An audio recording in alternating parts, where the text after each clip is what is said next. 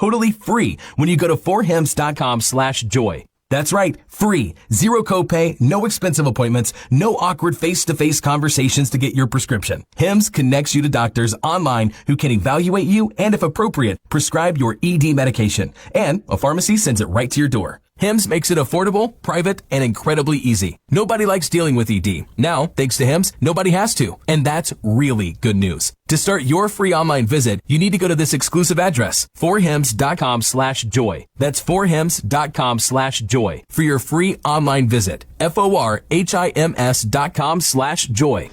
Hey, Greg, I'm so sorry to hear about your brother's heart attack. Thanks. He's okay now, but it really got me thinking about my family. You know, could my wife still pay our mortgage if I had a heart problem? Or could my kids still go to college? Man, that is really scary. You should call my life insurance agent at Health IQ. When I got life insurance for my family last year, they saved me 41% versus any other company I looked at. 41%? That's huge. Yep. Health IQ starts by shopping everyone with the top 30 life insurance carriers to make sure they can get the lowest retail rate. Then they apply their exclusive healthy lifestyle savings, which can save you up to 41%. I literally got $1 million in coverage for my family for just $36 a month. Just $36 a month? Yep. You should check it out at healthiq.com/easy. To save that much money, I'm going to call them right now. What's that link again? healthiq.com/easy? Yep. healthiq.com/easy. Hi, I'm Chris Pine. Children's Miracle Network hospitals are amazing places. It takes tremendous resources to care for sick and injured kids and to keep them smiling and laughing even during their toughest treatments. That's why donations are so very important. Please join me in supporting your children's hospital so every kid has a chance to get better. Put your money where the miracles are. Give to your Children's Miracle Network Hospital.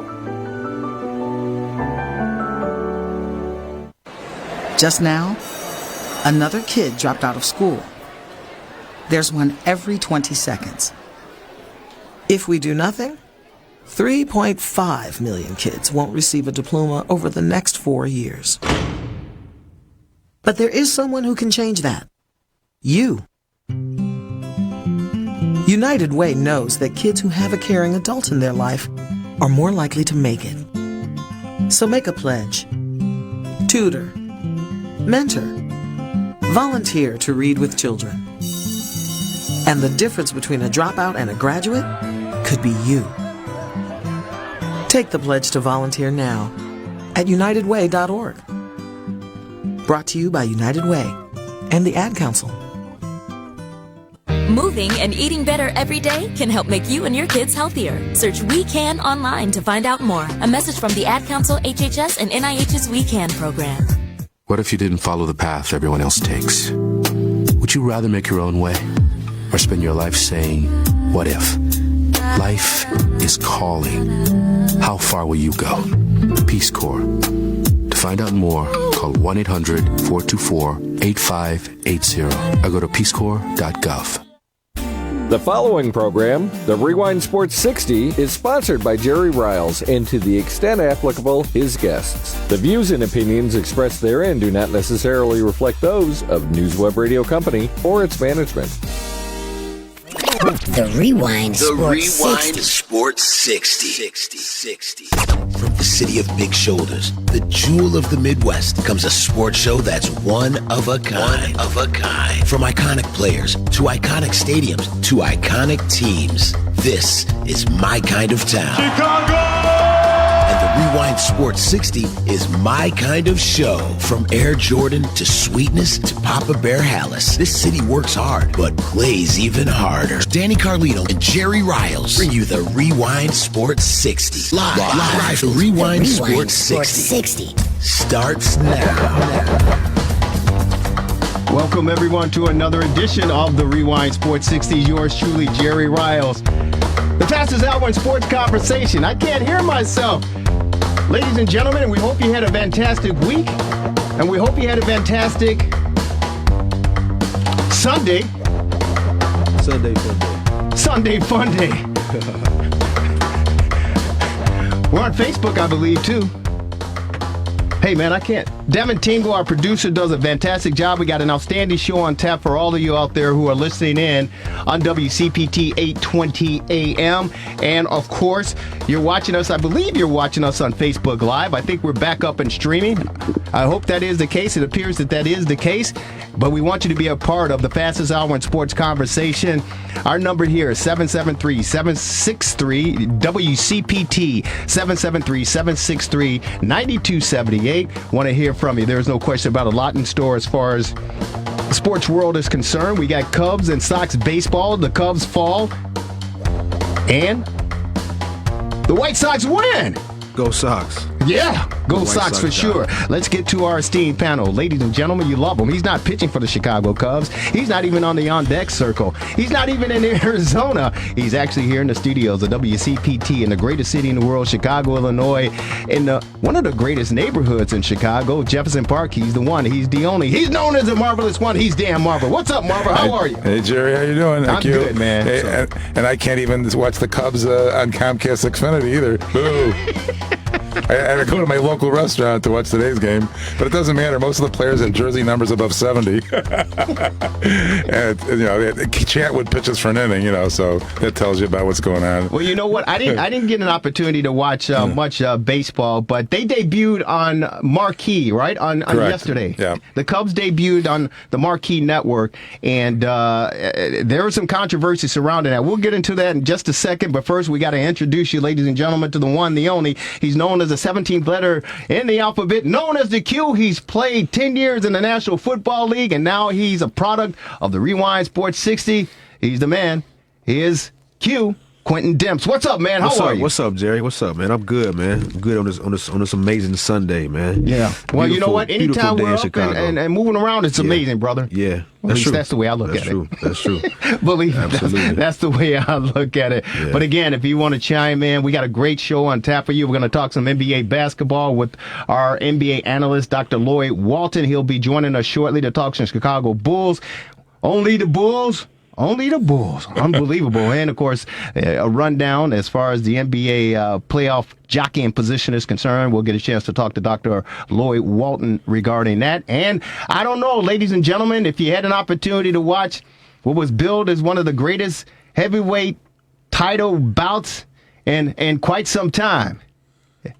I don't know if it necessarily lived up to the billing, but I bought into I didn't literally buy into the hype. Yeah. Because I got my special stuff, but I bought into the hype as far as watching this thing, and it didn't turn out necessarily the way that I expected, anticipated, and the way I wanted it to turn out. You thought Wilder was going to win? Yeah, I like the names, though, Wilder and Fury. No, for real, that's pretty creative. Right? It is very good. It didn't turn out the way that I expected it to, but it was an interesting fight, and unfortunately for the Wilder fans, dude, he got his eardrum busted. Yeah, I saw the highlights a little bit. Man, he got beat up. I saw it in real time. Q. Yeah. Marvelous. Yeah. Maybe it was the third round. Maybe it was the fourth round. Yeah. Regardless of whatever the round it was. And then the seventh. Dude, this guy had Deontay Wilder. Yeah. He had blood dripping from his ears. And Marvelous, help me out here. Whenever I've heard blood coming from your ears, that's not a good thing, man. No, that ain't good at all. That's not a good thing. Not a good thing. Yeah. But I'm glad that heavyweight fighting is back, though. I think this kind of like the stamp on heavyweights coming back. It's good to see them slugs like that. Like them. Yeah. Oh, it was awesome. They hitting hard out there, man. I mean, yeah. Yeah, they throwing hands. Marvelous. I mean, there was a third round where there was the knockdown. That's right. That's correct. Yeah, Wilder got knocked down. I'll be honest with you. Watching the fight from start to finish, Wilder didn't seem, and he said in the pre-fight interview or hype, he said that he was more than ready. He had a serious look on, a serious face on. He was relaxing beforehand. He got taped up and everything.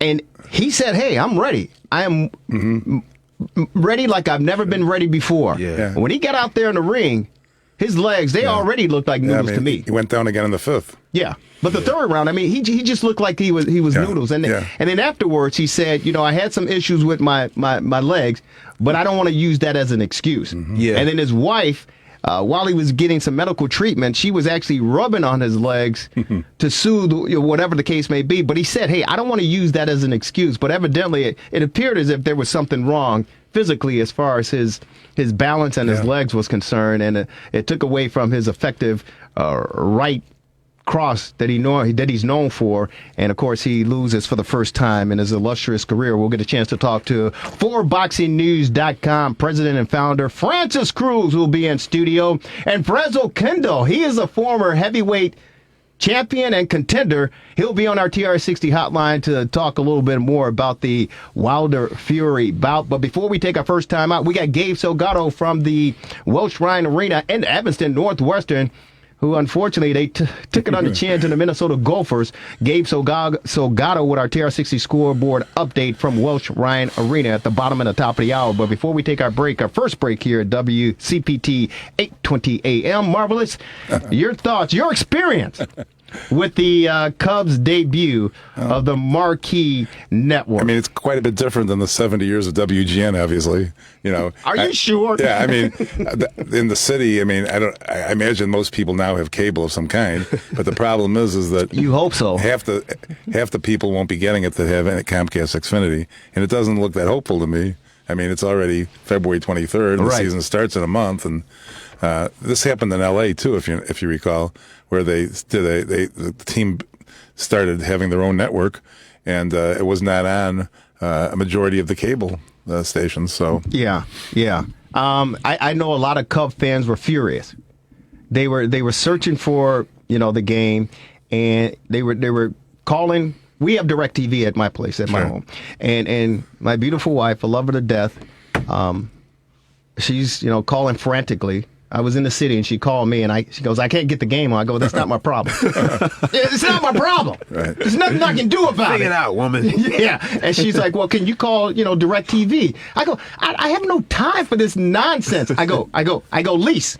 I go, lease. Lease. It's Lisa, but I call her lease. I go, lease. I go, listen. It's spring training. It's February 22nd. I don't care. But I want to watch the game. I go, okay. I'll go. Because you guys know I got this great app. I get everything in the whole world. Everything. I watch the fight on this great app that I have. It's phenomenal. It's unbelievable. Yeah. I have it downstairs in the Hall of Fame room on my smart TV. I go, Lisa, why don't you just go downstairs to the Hall of Fame room and watch the game on there? You can watch anything you want. Whatever you want. On the app. Yeah. Whatever you want. Right. It's on the smart TV. Just go down. Yeah. No, I don't feel comfortable going down there. What? That's the man cave. You don't want to watch the game. Right. I go, you wrote the script for me. I go, then you don't want to watch the game. Yeah. You don't want to watch it. I go, Lise. It's only preseason. Yeah. I go, we got a long season. Yeah. But I was watching, or I was on the internet, Marvelous, and I saw a lot of rebuttal or a lot of responses from Sarah Sanchez. Sarah Sanchez, she does some work with SB Nation. She was bitching and moaning. Mm-hmm. She was bitching and moaning about the Marquee Network.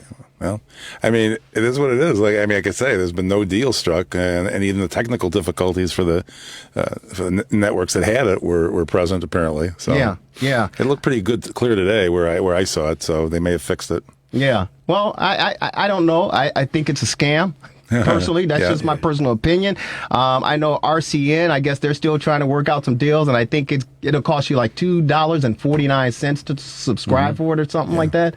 But they control, is it RCN? They control about 30% of the households underneath.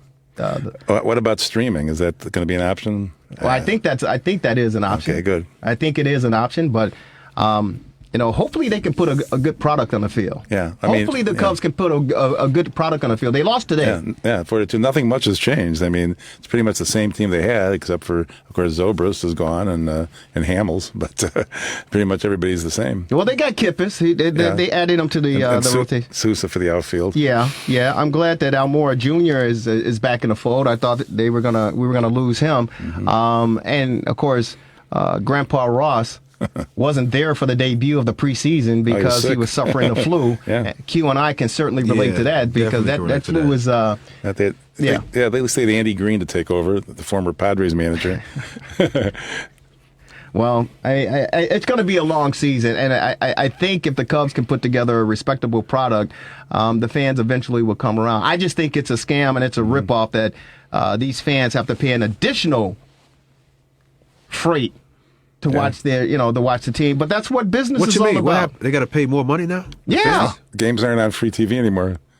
They're not on GN. So when you had your cable, you had your cable package last year, and they was on NBC Sports Chicago. They have their own channel now. And they were bouncing around on Channel 7 here, the WGN Channel 9 there, blah, blah, blah, blah, blah. The Cubs like, hey, we want to flex our muscles. We won the World Series. We want to get our own network. Yeah. And so. Flexing your muscles. Yeah. Hey, you know what? When you win, you can do that. Yeah. When you win, you can do that. We want you to win as well. We want you to be a part of the fastest hour in sports conversation. We're streaming live on Facebook Live. We want to say hi to all of you out there. And we want to say we apologize that you haven't seen our lovely and beautiful mugs for a few weeks, but we're back up and rolling. Probably for the rocking best. and rolling. We want you to give us a call. Our number is 773-763-WCPT, 773-763-9278. We're going to take a short time out, and when we come back, we got some NBA conversation coming up with the great Dr. Lloyd Walton. You're listening to the Rewind Sports 60. Yes, sir. You're watching the Rewind Sports 60. Go Bucks! Woo! It's the end of the quarter. Time for a break in the action. The hottest sports panel in Chicago will get back to the fast-paced action, streaming live on Facebook Live. We're back at it after this quick timeout. So don't you dare touch that iPhone, Android, iPad, Mac, or PC. Lock it in.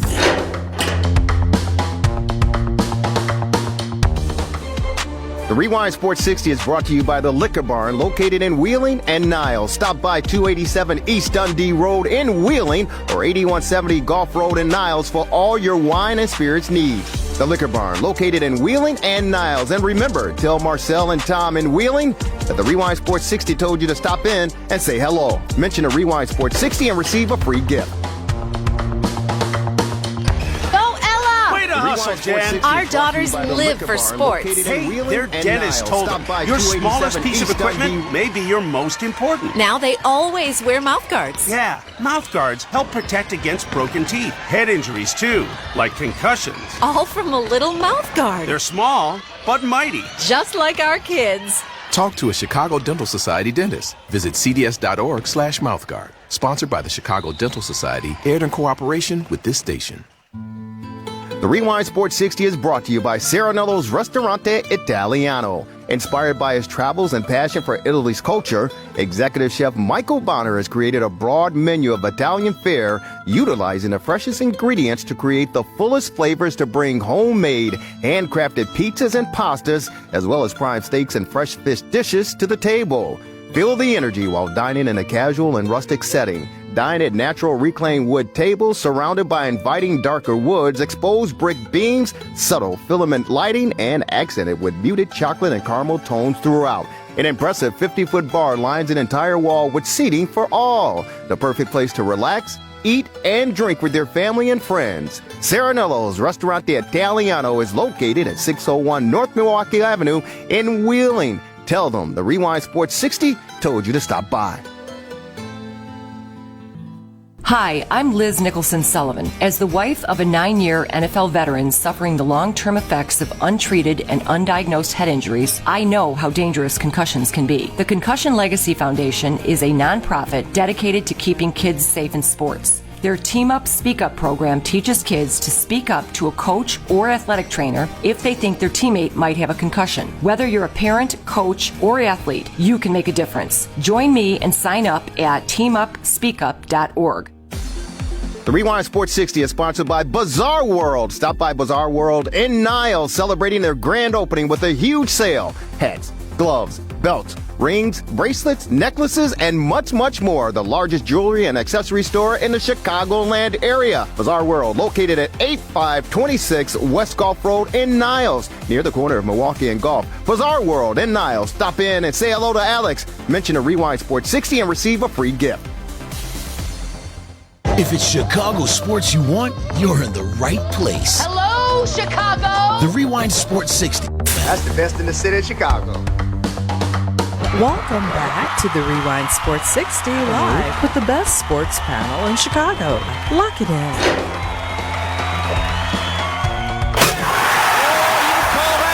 field. Everybody in the stands flashing a 10. They had him up before he got there. There's a 9. That's a 9. Well, we go back and we'll take a look, and Jordan said, I got to put some pressure on.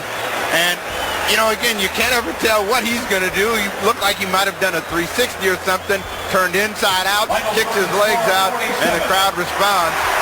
Wow, that's Michael Jordan back in 1988 over at the Old Barn in Chicago Stadium with that fabulous, incredible slam dunk contest, edging out Dominique Wilkins, the human highlight film. And, of course, we want to say thanks to the NBA, TNT, and for everyone who came to the great city of Chicago, despite the cold temperatures, for engaging in what many are saying is probably one of the most entertaining All-Star Weekend festivities and events that took place not only here in Chicago, but for the NBA in quite some time. And ladies and gentlemen, I'm sure he was on hand there taking in all of it. I thought he was going to be in a slam dunk contest myself, or maybe thought he was going to be in the three-point shooting contest, or maybe the skills competition. Maybe he wanted to take it all, but I don't think he wanted to flex his muscles that much, seeing that he is from the great city of Chicago. He is an analyst on the Rewind Sports 60. You love him. He's the best in the business. A podcast association host. He is the one, the only. He's Dr. Lloyd Walton on our TRS60 hotline. What's up, Doc? How are you? Doc, what's up, baby? How are you? How's everybody? Man, we're doing good. We miss you. Yeah, we do. I know I do. I ain't talked to you last week or a couple weeks, I think. Yeah. But you were missing also, right? You were missing for a little while. Yeah, doggone flu got me, man. Oh, man, it's been going around. I'm glad you're back in business. Yeah, me too. But look, I was going to participate, Jerry, in one of the events during All-Star Weekend, but this is what happened, okay? I just thought about it, and I got injured, so I couldn't go, okay? Wait, you thought about it and got injured? Hey, Doc. Exactly. I just thought about it and got injured. Hey, man, I thought for sure when Derrick Rose pulled out of the skills competition, I thought for sure we were going to hear your name called, man, and we were going to see you up there on the stage, and you were going to be performing and walk away with it. I thought for sure that was going to happen. Then, of course, when I didn't hear that, I go, okay, well, Dr. Lloyd Walton's going to be in a three-point shooting contest. He don't only want Zach LaVine to represent Chicago. He wants to represent Chicago. Then I go to good Dr. Lloyd Walton, one of only 3 NBA players with a doctorate degree who's retired from the game. I say, hey, you know what? He wants to really show out in Chicago. He's going to be in a slam dunk contest. Yeah, right. Them young boys doing too much twirling around. My man, hey, Doctor. Man. Yeah. Hey, man, it's good to be with you guys, man. I thought we had an unbelievable All-Star Weekend here in Chicago. Honestly, it's probably, in my opinion, the best All-Star Weekend we've had in the last 15 years. That's nice. That's the way I saw it. For everything that we did was just first class. All the events, the people enjoyed themselves. The only drawback we had was 2. The weather was cold as hell. Right. But that's Chicago. And then the very, very unfortunate scoring of the dunk contest. Right. Oh.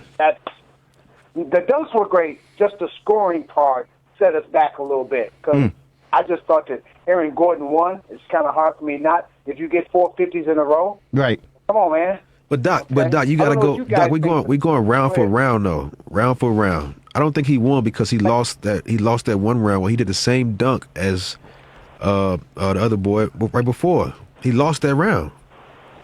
But here's the thing, for me, whether he did or not, we need to have a better grading system. Okay, so, better judges. Yeah, better judges. Well, the judges are going to be crap, I think, but and they're going to be biased. But if we had a 0.5, say a 9.5. Okay, I got you. Yeah.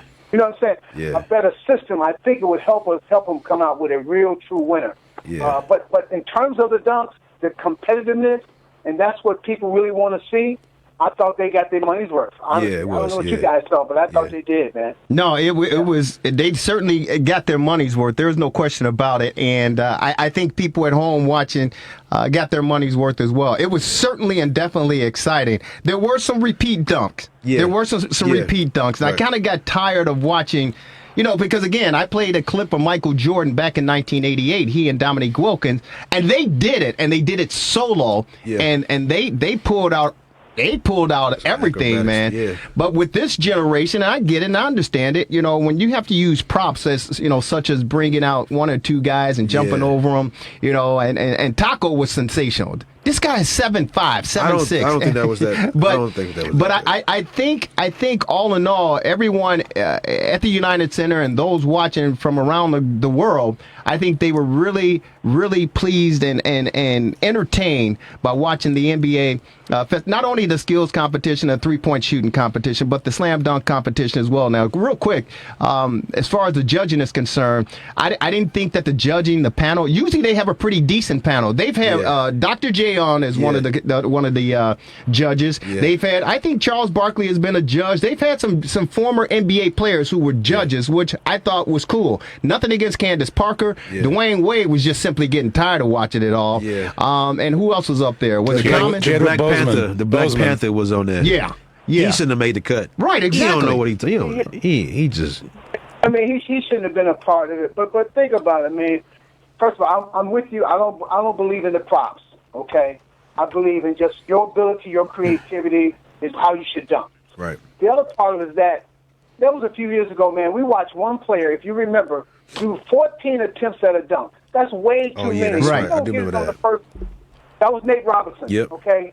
And you know what? He actually won. That makes no sense. 14 attempts. Right. So, if they could have just get that together, they would be much better off. But let me just say that the competition, man, I love competing. Right. And when they competed, they kept thinking about it, like, what am I going to do next? And they kind of ran out of, ideas or what have you. But that's part of it, man. So I thought it was a good show. Yeah, it was good. It was fun, and it was entertaining. We want to say hi to all of you out there again. We're streaming live on Facebook, and we welcome you back, and we hope you forgive us for the time that we've been away streaming live. We want to say hello to Xavier, who's actually watching us live from Spain. Xavier, Xavier, want to say hello to you, okay? What's good, big guy? And Therese, sweetie, is saying, go White Sox, go Sox. So we want to say hi to all of you out there who are watching us on Facebook. And, of course, if you're listening to us on WCPT820am.com or the radio dial, we want to say hello and feel free to join in. Our number is 773-763-WCPT,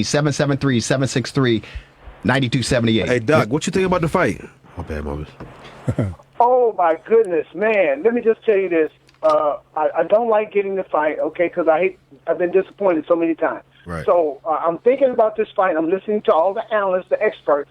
So I'm saying, okay, this is going to be over by 7 rounds, right? Mm-hmm. Tyson Fury is going to be put to sleep, okay? Just on the experts, not me, just on the experts. So the first thing I do when I get up, man, this morning, I can't believe Tyson Fury wins, right? Right. So the replays show me, and then they talk about the weight that he put on, how he used the weight. He really thought about what he wanted to do. His strategy was good, and he put a hurting on dude. I mean, a real hurting from what I saw. Yeah, he did. You know what I'm saying? I mean, he beat him unmerciful. He really did. Yeah. And so this leads to me to thinking about there had to be a third fight, right? Is this the trilogy? Was this set up like this? I hate to think like that, but it has to be a third fight. You can't leave getting beat down like that and not fight again. You can't do it. Well, here's the deal, man, and I'm glad that you prefaced it by saying that you listened to all the experts and what they had to say about, the beat down. He was beat down, man. I mean, we were talking off the air. Let me tell you something, man. When I watched the fight, as it was unfolding, and I again, I don't know if it was the second round, the third round, or whatever. It doesn't matter. But the point is, I saw blood coming from this dude's ear, and I'm like, whenever you see blood coming from somebody's ear, that's not good. that is not good. I don't think that Deontay Wilder was prepared for this. Yeah, I don't think. And at the end, again, he alluded to the fact that maybe his legs were injured, but he did not physically look like he was prepared for this. Yeah. And Fury, that's a big man. Yeah, that's a big dude. Well, he was also licking blood off of Wilder's neck. That? Yeah. Well, Fury, disrespectful. Which was a little difficult for me to. My wife was looking at. She said he's licking blood. He said he wants to taste this dude's blood. Okay? Right. Vampire. Okay, he got a little bit of that. Right. A little bit of vampire in it. Yeah. But the other part was that I heard Deontay talk a little bit after the fight. First, you could see that he was not coherent. He had gotten beaten down so bad. At least that's what I felt. the way he was communicating, he just wasn't correct. He took a butt whooping. Right. The other part of it is that, look, man, you're an athlete, man.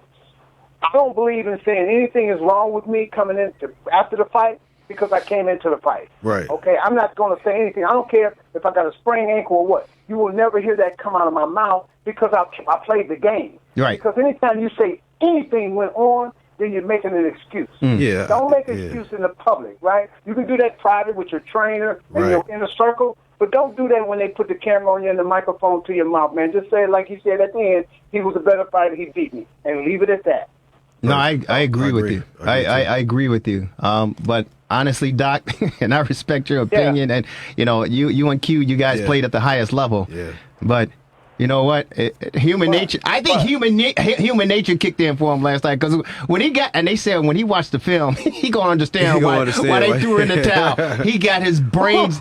He almost literally got his brains beat in. So you know what? Human nature kicked in. I'm coming up with all excuses. My mama called me late for dinner, man. I couldn't get up. I had a flat tire. You remember the Blues Brother? You remember Blues Brother when John Belushi was in the subway and the girl was gonna shoot him? He's like, I can't do it. My tire was late. I woke up late. I'm coming up with all the excuses, man. Hey, brother.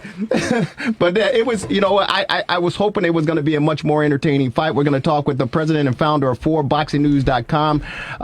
Frances Cruz will be in studio shortly. And, of course, we're going to talk to a former heavyweight contender and challenger, that, of course, Frez Okendo, who will be on our TR60 hotline to really break it down. If you want to jump in, the number 773-763-WCPT. Before we spring you, Doc, let's talk some NBA basketball. Let's talk your Chicago Bulls, who have dropped their eighth straight game in a row, and Zach LaVine is not happy. What's your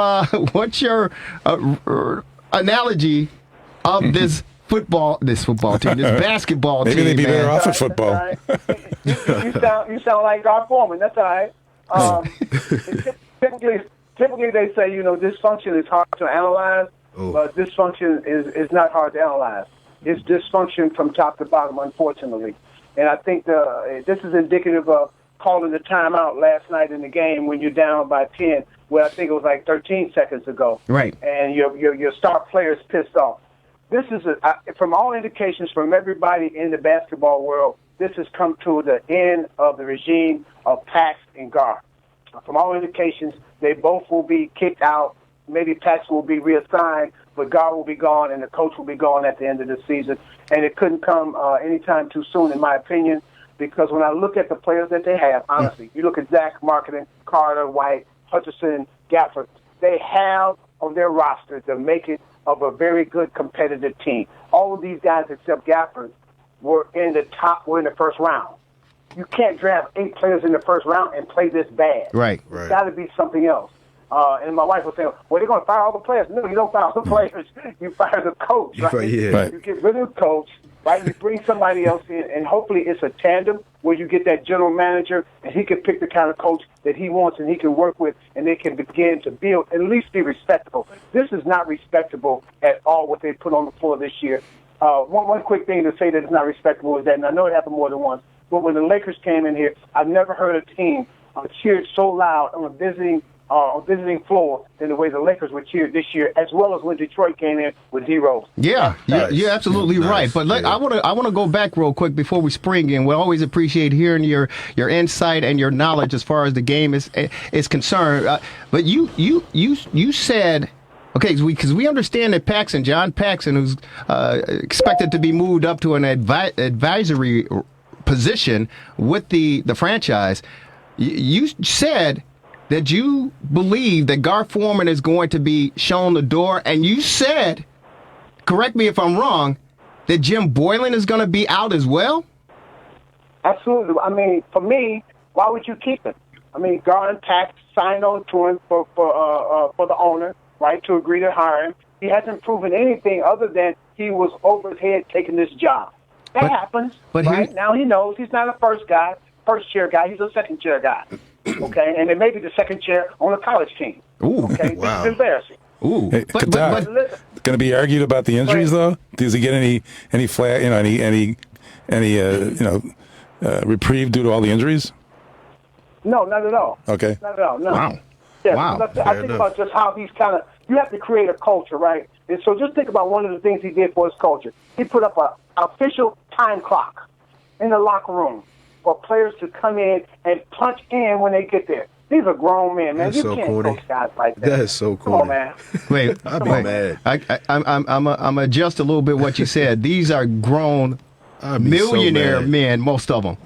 You know how much? You're right. I mean, you're right. But think, and I say that, tongue in cheek, but I'm real about that because think about it, man. Yeah. You can't tell. We all may not have to think about it, but Marvin, I think we have to think about it. But how in the hell are you going to tell a millionaire what to do? Yeah. Seriously. Not only that, but like it's a game. It's a game. Yo. But I'm telling, if I'm I'm not a millionaire, but if I were a millionaire, yeah, and I'm playing the game and you put in a time clock, I swear I'm gonna look at you sideways and go, man, you're right. What is this, bro? Are you crazy? Yeah. But here's the reason why I don't know, Doc. You have more inroads than I do.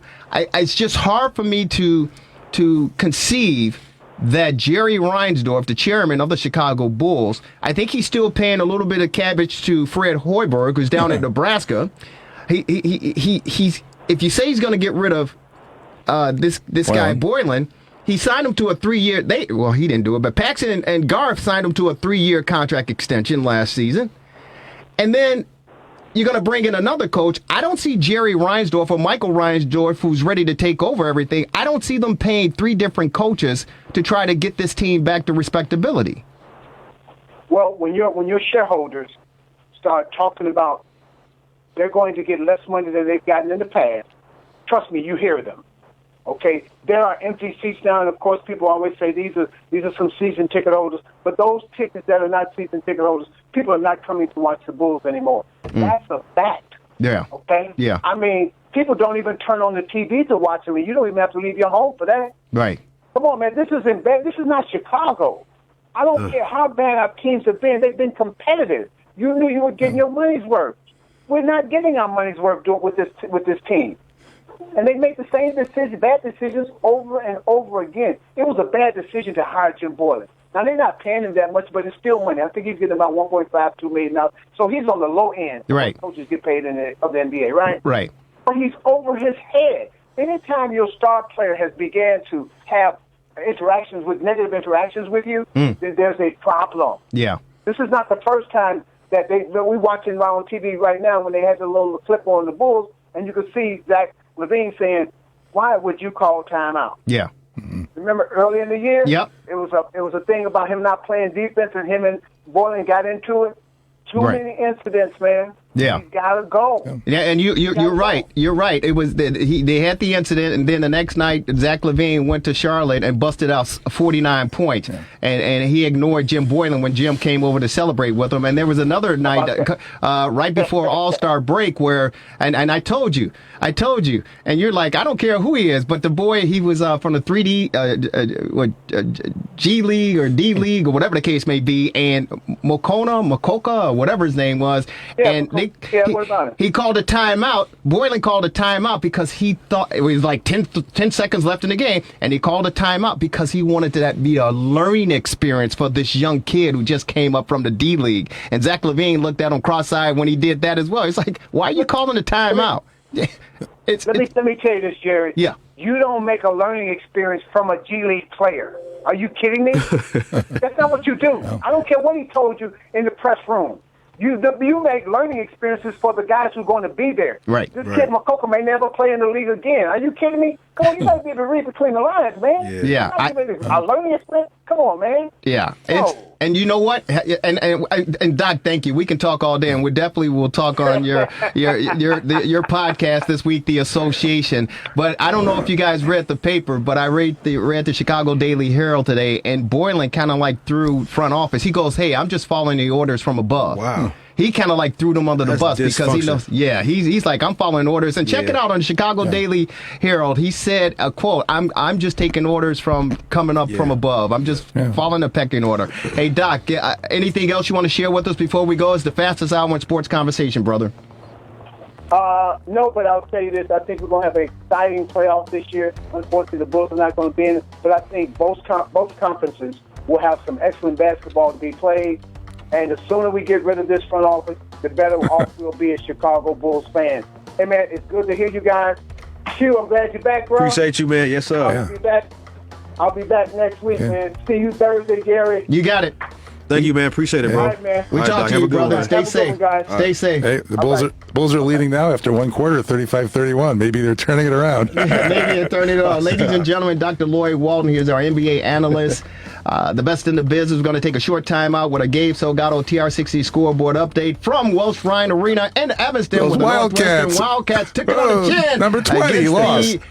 Minnesota Gophers. Gabe Salgado, take it away, buddy. TRS60 Sports Update. From Welsh Ryan Arena, sponsored by the Monster Education Foundation. The Northwestern Wildcats struggled on both ends of the floor in their 83-57 home loss to Minnesota. Northwestern only converted 38% of their field goals, 16% of their three-point tries, and just 46% of their free throws. They also allowed the Golden Gophers to hit 14 shots from three-point range and grab 12 offensive rebounds. Here's how head coach Chris Collins described today's game. Today was not one of our finer days, to say the least. Give Minnesota credit. I always feel like sometimes when you don't play well, it's always about the things you didn't do, and you don't credit the other team for playing well. I thought they were really ready to play. The Wildcats have now lost 11 in a row, and next up for them is a visit from the resurgent Illinois Fighting Illini on Thursday. Whatever magic the Blackhawks had in Friday's win over Nashville dissipated by the time they took the ice today in Dallas. The Blackhawks fall back into the loss column with a 2-1 loss to the Stars, and their playoff hopes have just about faded away. They'll travel to St. Louis on Tuesday. Will Eric Gustafsson be traded tomorrow? That's what many are expecting to happen after the Hawks defenseman was held out of Friday's overtime thriller with Nashville. He didn't travel with the team to Dallas today, and the Hawks called up defenseman Lucas Carlson from the Rockford IceHogs this weekend to take his place in the lineup. The NHL's trade deadline is tomorrow afternoon. The shorthanded Bulls are hosting the Washington Wizards at the United Center, where they hope to break an 8-game losing streak. That game is currently in progress, and stay tuned to WCPT 820 for the latest results. Spring training baseball in Arizona today had the Cubs lose to the LA Dodgers 4-2. Ian Happ and Kyle Schwarber were the only starters to play in that one, while the White Sox take down the Cincinnati Reds 7-2 as they get RBIs from Tim Anderson, Leori Garcia, and Nick Madrigal. Week 3 of the XFL wraps up today. The early game saw St. Louis take down New York 29-9, while Los Angeles hosts DC in the nightcap. Dallas and Houston were yesterday's winners. The Fire plays the LA Galaxy to a 1-1 draw to wrap up MLS preseason action. The Wolves host Rockford this evening, and the only other local college basketball game on the docket is Notre Dame hosting Miami in South Bend tonight. This update is sponsored by the Monster Education Foundation, MEF, empowering the next generation of leaders. Go to monstereducationfoundation.org to learn more. Reporting from Welsh Ryan Arena, I'm Gabe Salgado for the Rewind Sports 60 and WCPT 820 Chicago.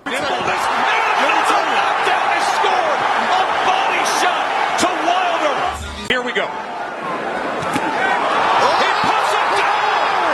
Fury scores the knockdown in round number 3. He is the winner by way of technical knockout.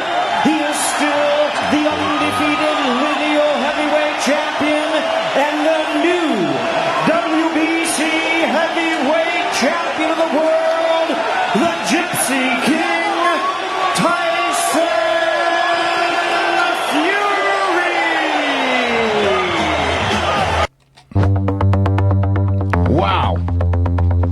Wow.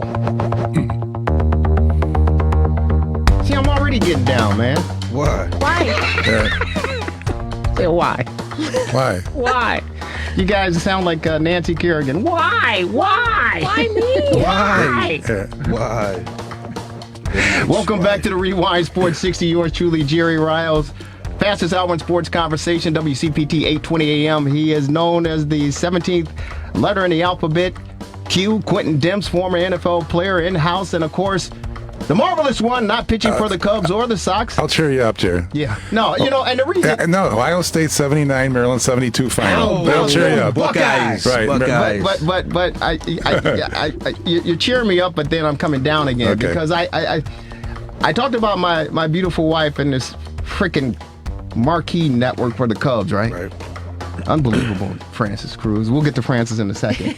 But my beautiful sister-in-law was out shopping, and she found a Buckeye hat for me, bright red. Hey. And I was going to sport it. Why? Because we're on Facebook. We're up and rolling on Facebook. So I wanted to, show it off while we're streaming.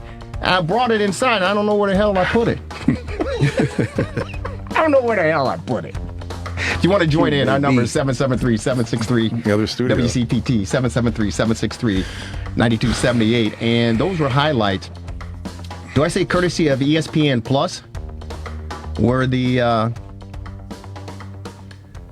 one of the biggest fights in recent history between two, and when you say heavyweight, you really do say heavyweights. These were some big men. Yes, sir. And the biggest man won, and his name is Tyson Fury, and he literally clubbed Deontay Wilder. He had blood coming from his ears.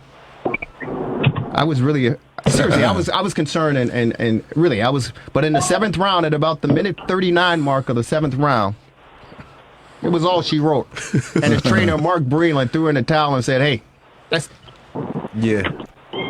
Who was that? Hey, Marvelous, who was that? No mas. No mas. No mas. Yeah. Folks, we're pleased to be joined in the studio. For some reason, the studio just got a little bit brighter. Right. Yeah. I would say the same. Pleasant. I would say the same. We love her. She's the best in the business, ladies and gentlemen. She's in our studios, WCPT. She is the president and founder of 4boxingnews.com. The number 4, boxingnews.com. She is Frances Cruz. What's up, Frances? How are you? Good. How are you? Fantastic. I'm doing okay. I felt for Deontay Wilder, and I was pulling for him. I was too. I was pulling for him, and nothing against Tyson Fury. That's a big man. He's 6'9", 274 pounds, and I just felt for Wilder. That was a lot of lumber just laying on him, man. That was a lot of lumber. But I was pulling for Deontay because that right hand is devastating, man. And they said it's one of the most damaging right hands the sport has ever seen, even more damaging than Mike Tyson. Wow. Yes. Real quick, before we get your breakdown on it, we're going to go to our TR60 hotline and welcome in former heavyweight contender and challenger, Frezzo Kendo on our TR60 hotline. What's up, Frez? How are you, buddy? What's up, Frezzo? Hey, what up, Judge? Good. I mean, a lot of people thought I was crazy yesterday before the fight, but now they see I'm a genius. Hey. You are certainly a genius, and we certainly want to pick your brain. Frances Cruz is in studio with us, and we want to get both your perspectives on this fight. Frances, we start with you. Give it to us. Break it down because I picked it up when the pregame talk. As far as Deontay he said, "I'm more than ready," and the look on his face, Francis, I was intimidated. I'm sitting at home, and I go, "This guy's really." So I'm expecting a great fight. I'm expecting, a slugfest. What were your thoughts? I was intimidated as well. I was expecting Wilder to really pull off the knockout win this time. I thought maybe Fury can pull off the decision if he can stay away from that big right hand. But as you'll see, it seemed like Fury, he completely changed his strategy. Yeah. It was a completely different fight from the first fight that we saw. Wilder landed those 2 big right hands, floored Fury. It looked as though he got resurrected from the dead in the 12th round, came up, was able to finish the fight. Right. And, they fought to that controversial split draw. So I was maybe expecting Wilder to do, to maybe land the right hand again, maybe get a devastating blow on Fury, and then just have Fury kind of move around the ring, stay away from that. But it was like he changed his strategy. He came in aggressively. He came in offensively. He came in there with the intent to hurt Wilder. He promised he would deliver a knockout, and he sure did. What an amazing win. Wow. You know what? It was interesting, Frances Cruz, well 4boxingnews.com, president and founder. It's interesting because Fury predicted that he was going to knock out Wilder in the 2nd round. And he didn't really get a chance to really do that. Toward the latter part, the last 25 seconds, I thought he wobbled him a little bit. Yeah. But as you talked about, the 3rd round, I mean, he came, and you're absolutely right. His strategy, he stuck to it. Max Kellerman, who was building everything up, the pregame fight and all of that, he talked about it. But we all thought that Wilder was going to come with that devastating right, and he just simply couldn't do it. But from that 2nd round on, and Frez, I'd like to get your perspective on it. It seemed like Wilder, his legs they just looked, like noodles or spaghetti, man. What was your breakdown as far as what you saw from the fight? Well, like Cruz was just saying, Wilder's known to throw that straight right hand and, lay everybody out. But I don't know if people don't notice in those rounds. I think round 2, around there in the mid, round 2 or early 3. I don't know which round which one actually was. But Wilder did land not one, but two solid straight right hands that normally the Luis Ortiz, these other Brazil guys be out cold. But Tyson Fury rolled with it and took it like a champ. A lot of people is not talking about that. And like I say, I'm a sweet science to the lost art, which is defense. And Fury did something that a lot of heavyweights that are not too light on their feet, one of those fighters in Ali who's very light on their feet, and Fury as well. He was able to roll with the punch and took a right hand clean, twice. So, that right there, it seemed like it was going to be trouble for Wilder, because Wilder was just thinking about one right hand, and to fight for the heavyweight champion, you got to have more punches than just one punch. Hey, Frez, do you think that it was somewhat of an excuse by the Wilder camp? First of all, do you disagree with what Mark Breland did by throwing in the towel, because he saw how damaging, how much damage that was done to Wilder? Wilder should praise Breland for helping him have another day, probably in boxing. If Wilder would not did what he did, his career would have been over. He's pretty much damaged goods. He's pretty much not the same fighter in my perspective, what I've seen. Why? Because he lost? No, not because he lost, because he took unnecessary damages, which I personally thought that fight should have been stopped a round or two sooner, because of accumulation of punches. That's what people don't understand in boxing. It's not the knockout punch that you get knocked down cold, that you have major brain damage. It's the accumulation of punishment throughout the fight, the dehydration, which causes your internal organs to pretty much get hurt very, very bad. Hey, Francis, did you see do you agree with Franz what he just said, that you thought maybe the fight should have stopped? Well, maybe you didn't get a chance to hear him. I'm sorry about that. But Franz Okendo said he thought in his mind that the fight should have been stopped maybe a round or two sooner, not because of necessarily the knockdown punches or the TKO or anything like that, but the consistent pounding that Wilder was taking. And he should praise his trainer in Breland for throwing in the towel, because it could have been much damaging. Oh, I completely agree. I actually thought that the ref should have stopped the fight way earlier.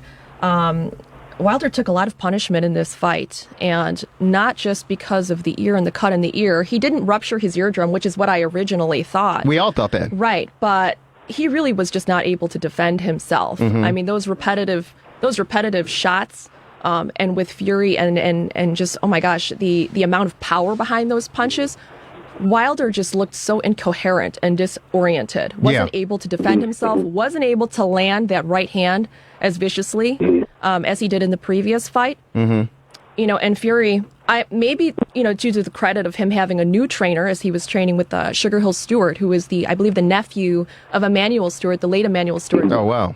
Yeah, he really made an effort in this fight, I think, to change up that strategy, come in as the aggressor, and Wilder just wasn't prepared for it.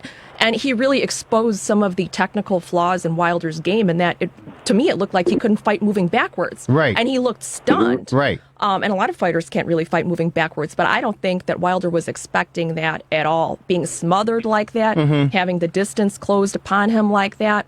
Fury had the right idea, just in terms of really imposing his size, his height, his weight on Wilder.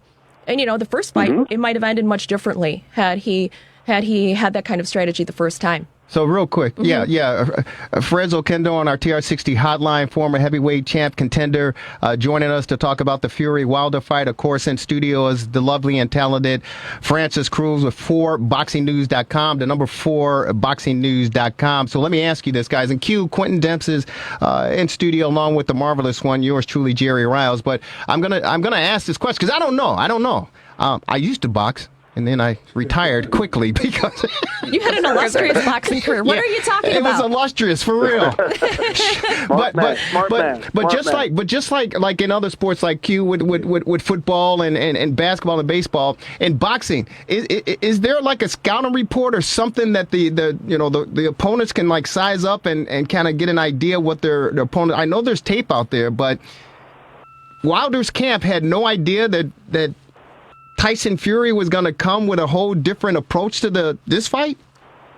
I don't think they had any idea. And what I find even more surprisingly is that Fury was able to execute this brand new strategy, a completely different style of boxing, that's hard for any fighter to do, to change a style and then to execute it so well.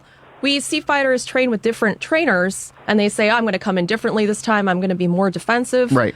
But they go back to their old game, their old tricks. Sure. It's hard to execute. What you're comfortable with. Right. And he just knocked it out of, I couldn't believe how good he executed this plan. Yeah. Honestly, it's surprising, especially with the amount, the circumstances that Fury has undergone with the mental illness, right, the obesity, the substance abuse, being over, I believe, 400 pounds at some point, right, and then to come back with such a redeeming win. Yeah, it's really unbelievable. But no, I don't think so. I think, this was an element of surprise, and I think fighters can do it, but I don't think it's always so well executed. Yeah, real quick before we say goodbye, hey, Frez, that 43-pound difference, or whatever the weight was that Fury had, and he was just laying there, how big of a difference is that when you're in the ring?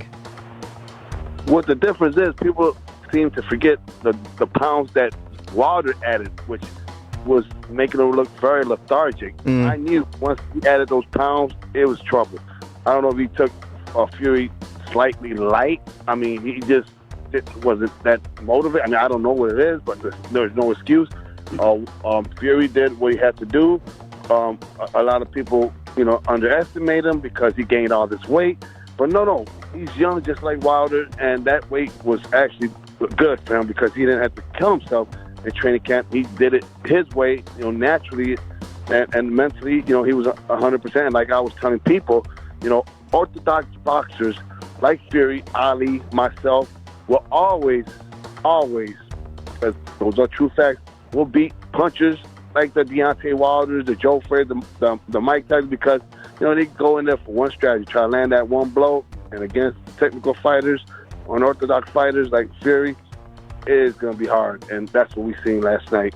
There you go. Hey, Frez, we got to run, man. It's the fastest hour. Thank you so very much, and we appreciate you taking time. We'll talk to you down the road. Frances Cruz, 4boxingnews.com, President Founder, the number 4, boxingnews.com. Want to say thank you to Q, Quintin Demps, and, of course, the marvelous one, Dan Marver. We're late for a TRS60 scoreboard update. Gabe Zolgato, take it away if you can, buddy.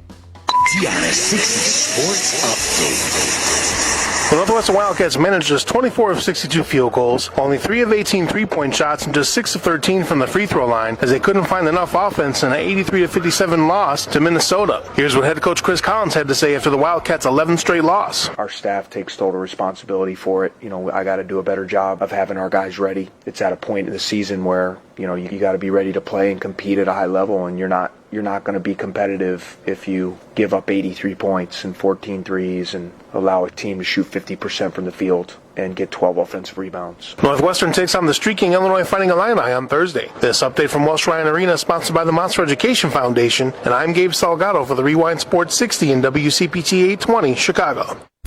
The preceding program, the Rewind Sports 60, is sponsored by Jerry Riles and, to the extent applicable, his guests. The views and opinions expressed therein do not necessarily reflect those of NewsWeb Radio Company or its management.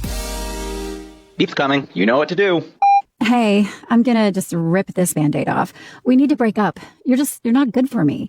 I'm always sweaty and uncomfortable around you, and I'm not getting any benefits from this relationship. You're just a basic memory foam mattress. I deserve better. And before you ask, yes, there is someone else. I've been seeing the purple mattress online for a while now. Don't blame yourself.